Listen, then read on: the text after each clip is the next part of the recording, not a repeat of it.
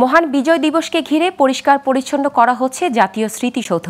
রং তুলির পাশাপাশি বিভিন্ন ফুলের সমারোহ স্মৃতিসৌধকে সাজানো হয়েছে নতুন রূপে। আর মাত্র 4 দিন বাকি থাকায় ব্যস্ত সময় কাটছে শ্রমিকদের। সৌন্দর্য বর্ধনের পাশাপাশি সব ধরনের নিরাপত্তার প্রস্তুতিও নেওয়া হচ্ছে। এজন্য পর্যাপ্ত আইনশৃঙ্খলা বাহিনীর সদস্য মোতায়েন ছাড়াও থাকছে সিসিটিভি। আর সব কাজের তত্ত্বাবধান করছে সাভার গণপূর্ত বিভাগ।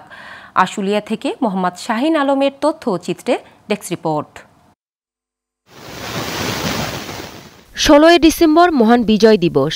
এদিন সাভারের জাতীয় স্মৃতিসৌধে বীর শহীদদের প্রতি শ্রদ্ধা জানাবেন দেশের সব শ্রেণী পেশার মানুষ। তাই বিজয় দিবসকে ঘিরে ধুয়ে মুছে পরিষ্কার করা হচ্ছে জাতীয় স্মৃতিসৌধ।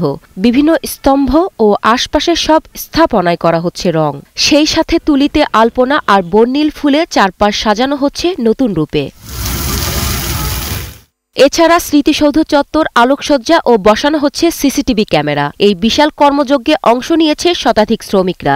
এমন কাজ করতে পেরে খুশি তারা। 16 ডিসেম্বর প্রস্তুতি নেওয়া প্রায় শেষ।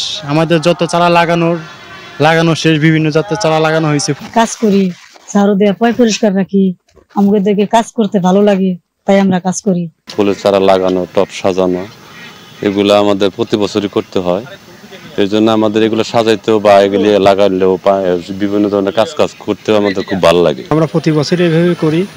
এবারও রাষ্ট্রের প্রধানরা আসবে ফুলের শ্রদ্ধা জানানোর জন্য, এবং আমাদের দেশের বাইরেরও অনেকে আসবে, ফুলের শ্রদ্ধা জানাবে, দেখবে।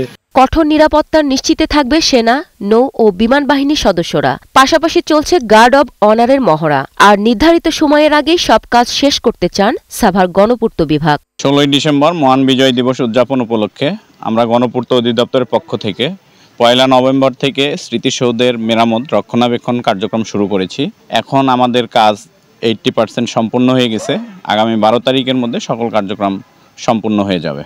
9 মাসব্যাপী রক্তক্ষয়ী যুদ্ধের পর 1971 সালে 16 ডিসেম্বর বিশ্ব মানচিত্রে বাংলাদেশ নামে একটি নতুন রাষ্ট্রের অভ্যুদয় ঘটে। সারা দেশে ও বিদেশেও বাংলাদেশের বিভিন্ন দূতাবাসে দিবসটি যথাযথ মর্যাদায় উদযাপিত হবে। Global television news desk.